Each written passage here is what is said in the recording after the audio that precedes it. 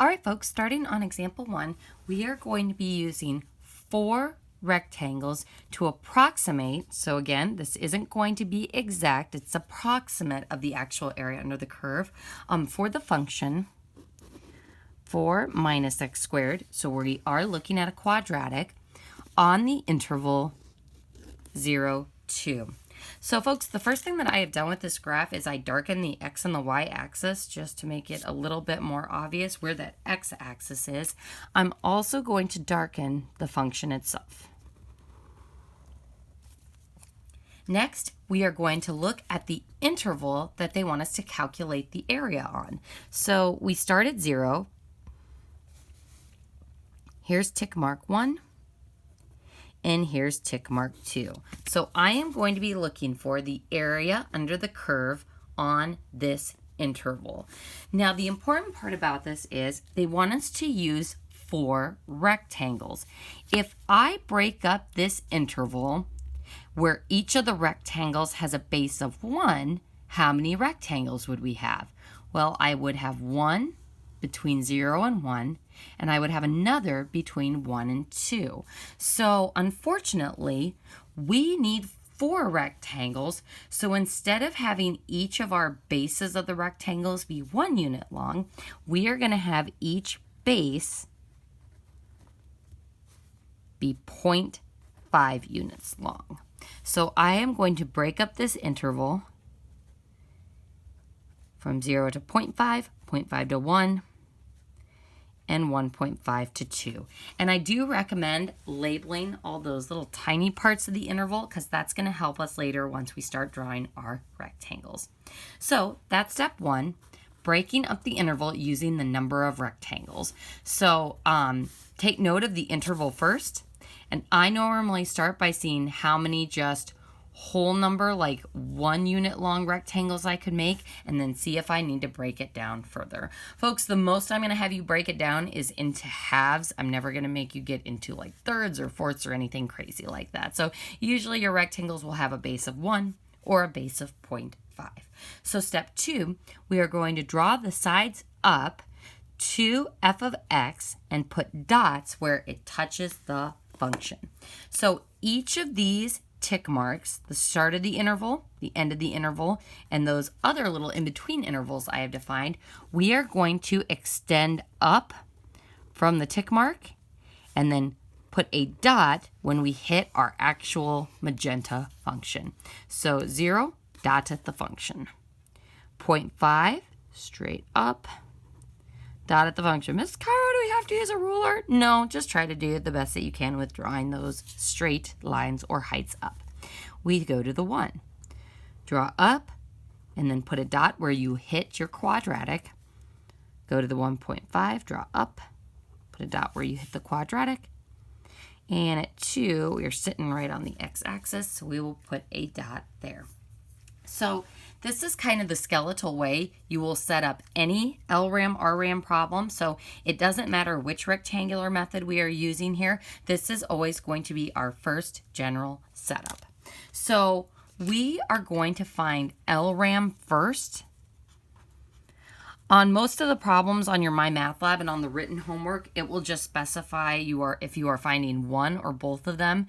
Usually it's just going to be one because as we're going to see, the diagrams do get kind of messy here. But on this particular problem, we are going to find both. So LRAM stands for left rectangular area method, emphasis on the left. So we are going to be taking the heights of each rectangle from the left direction. And our setup for calculating is we are going to take the base of each of those rectangles times each of the heights, or the sum of all the heights.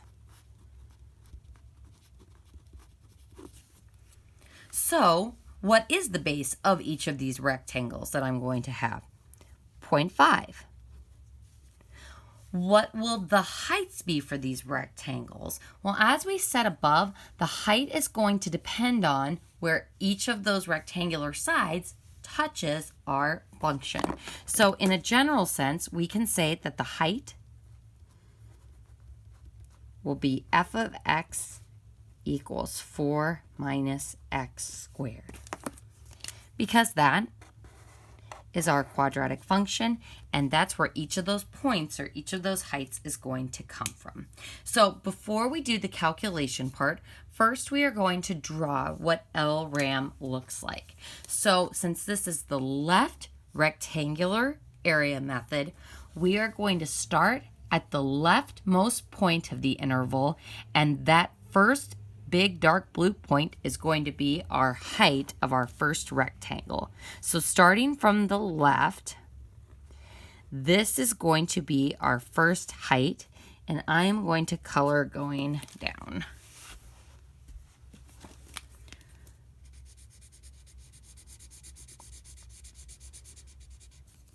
So that dot is my height, and then I stopped once I got to my next interval. So now this dot is going to be the height of my next rectangle. So we drop down the side and we color it in. Then our next dot is the height of our rectangle, and draw down. This next dot is going to be the height of our final rectangle, and we drop down to our next interval. So how many pink rectangles do we have? We have 1, 2, 3, 4 rectangles, just like we intended. Now, if you're looking at that going, Miss Cairo, that's not the best way of drawing those rectangles, because as we can see, this is an over estimate of what the actual area would be, because each of those rectangles is kind of hanging out over our actual curve. That's okay. Your LRAM versus RRAM, sometimes it will be an overestimate, an underestimate. Sometimes it's going to be too tough to tell. The key part about this is an approximation, so it's not about drawing the best rectangles for the interval like we kind of did on that previous page. It's finding the rectangles in a systematic way. So LRAM, we have to start at that leftmost point, draw our height, drop down, draw our height, drop down, draw our height, drop down, draw our height, drop down. So it's going to be an over and under estimate based on how it kind of lines up with our curve. So you can go ahead and draw a little cloud around this. It's not something that I'm going to make you specify in each of these problems, but it's just kind of a good thing to keep in mind as we start working through these. So 2 battles on these problems. First, being able to draw LRAM and RRAM, and second, being able to calculate LRAM, RRAM. So to find the area approximation, we are going to take the base of the rectangle times the height of the rectangle, the base of the rectangle times the height, base times height, base times height, or we can take the base of the rectangle times the sum of all of the height. So it's just a little bit easier to do mathematically. So our first height of this rectangle. Now, we can tell from this graph that it pretty much looks like it is just at 4, but we're going to first denote this in function notation, just because some of these other points, it's like, ooh, that's not exactly at 3 or at 4. So we're going to have to find a better way of figuring out some of those in-betweener points, and we're going to use our calculator for that. So if I wanted to describe the height of this first rectangle, I would say that it's the y value of plugging 0 into my function, or f of 0. This next rectangular height is our y value when we plug in 0.5, so plus f of 0.5. Our next rectangle height is our y value when we plug in 1, so f of 1.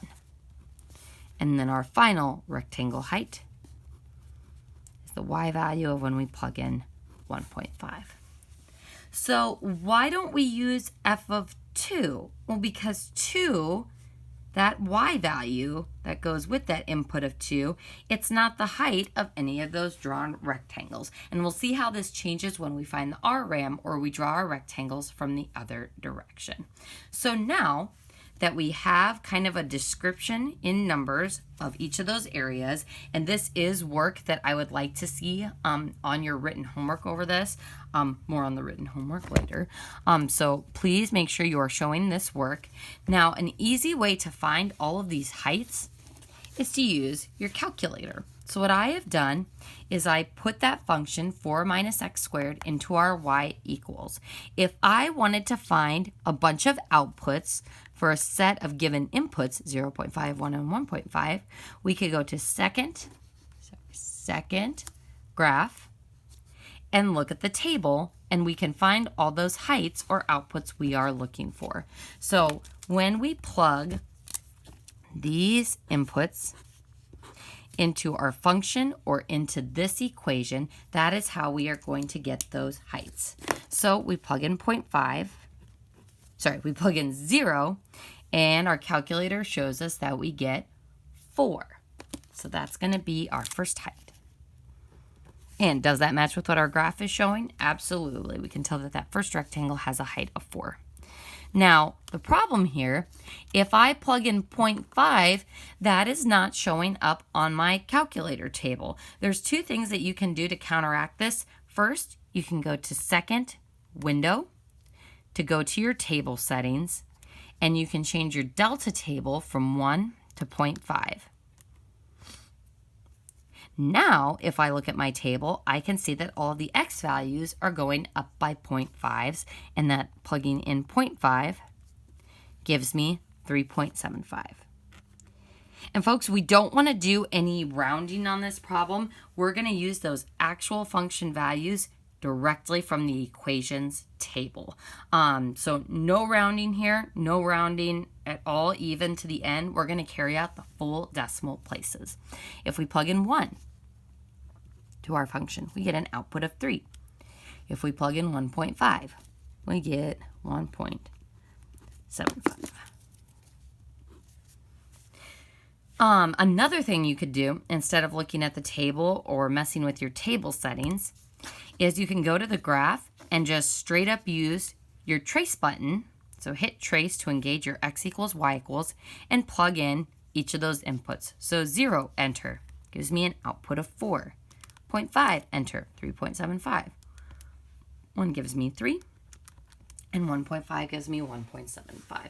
So I don't care what you use, but I do recommend using your calculator. You could just go ahead and plug each of those inputs into your equation, but using your calculator is a little bit faster. So now we know the height of each of our rectangles, so we are ready to do our final calculation. We're going to take our base times the sum of all of the heights. So 4 plus 3.75 plus 3 plus 1.75 is 6.25. So what is 6.25?